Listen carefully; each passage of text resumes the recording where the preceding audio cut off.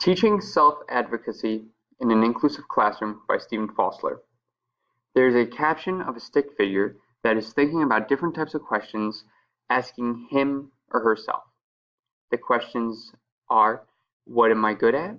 What is my dream? Who accepts me? What is my plan of action? Who am I? Why teach self-advocacy? Self-advocacy in young children, I feel, has always been an issue. I find it to become an even bigger issue in today's world, with many of the schools adapting the idea to create inclusive classrooms. Many students that may have a learning disability, along with some other students who may struggle learning certain material, are afraid or don't know how to speak up for themselves because they were never taught to or just do not feel comfortable enough to. I feel that as an educator, it is important for us and up to us to teach all of our students the importance of self-advocacy, as well as how to self-advocate for themselves. Self-advocacy is very important for students who have to have while they are going through school, as well in their lives after school.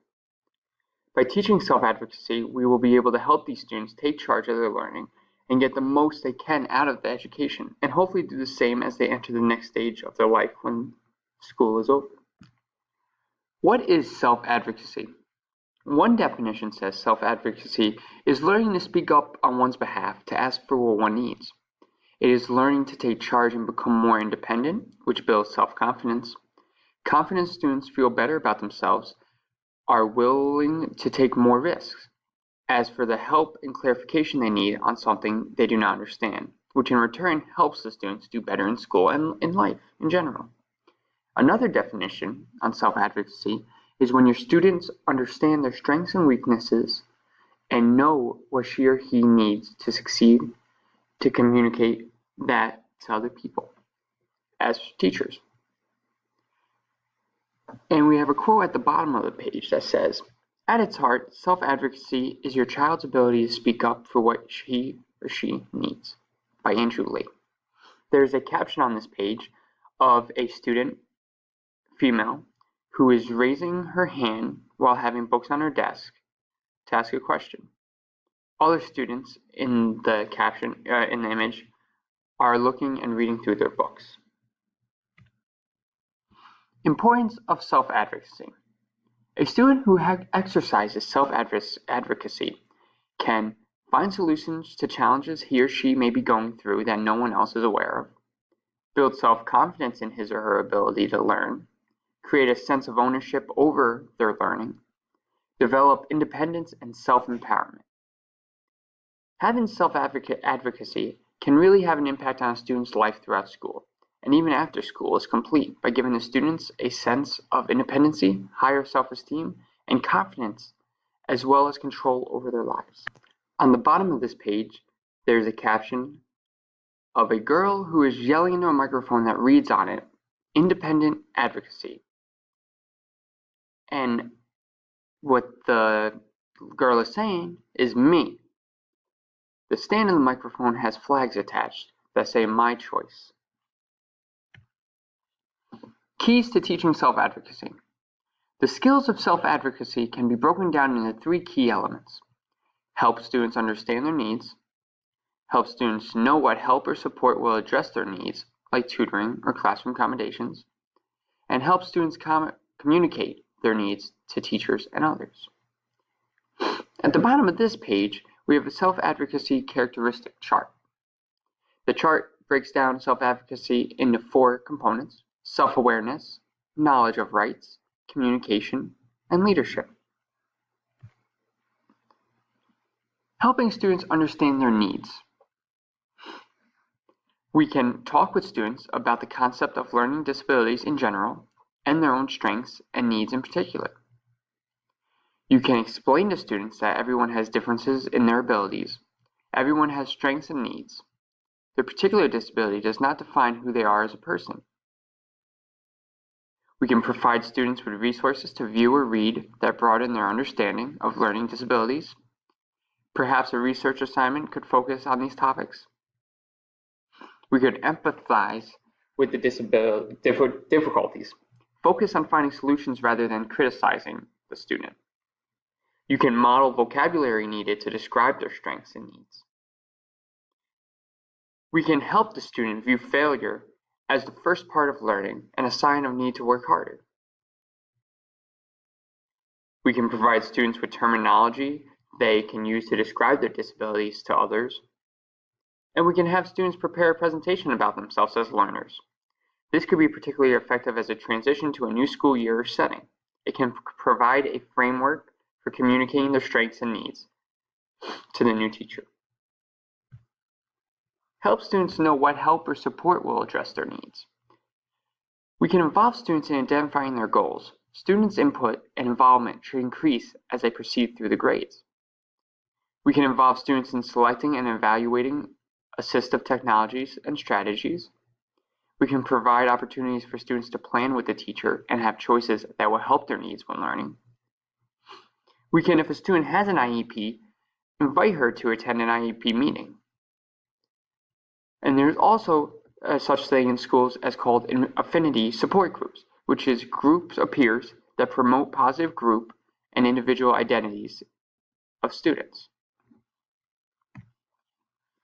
Help students communicate their needs to teachers and others. We can help students to prepare for meetings, conversations with instructors, or other situations in which they may be involved in planning their educational future. Model and role-play appropriate interactions. We can start with small goals with the students and gradually increase the students' responsibility as they gain experience. A very important part of educational decision-making for students with learning disabilities is setting appropriate goals. Students themselves should be actively involved in this process and taught ways to make goals tangible and realistic.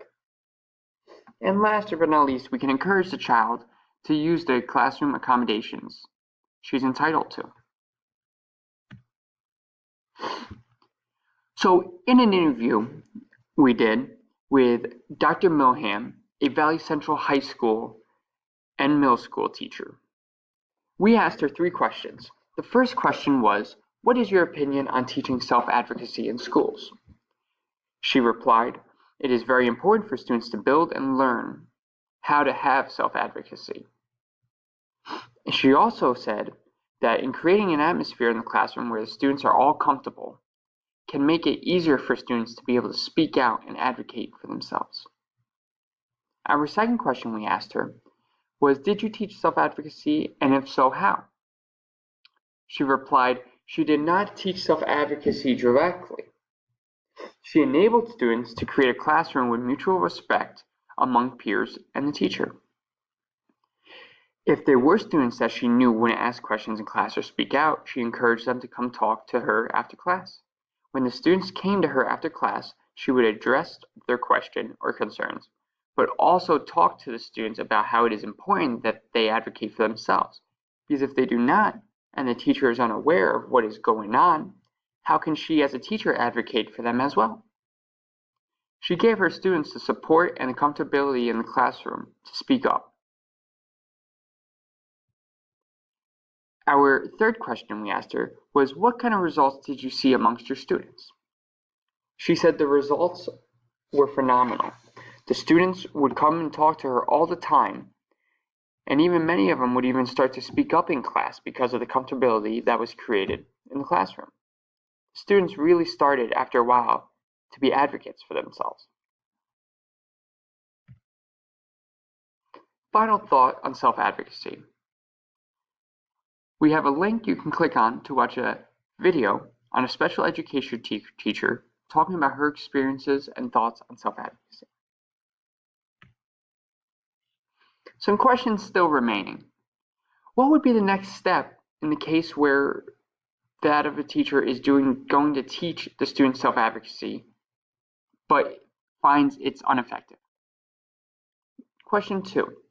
Do professionals believe that self-advocacy should be taught to all students in schools, just not the ones with IEPs or learning disabilities? I wonder how many teachers are actually teaching self-advocacy to their students. And are there programs set up in schools that just focus on teaching and helping students with self-advocacy?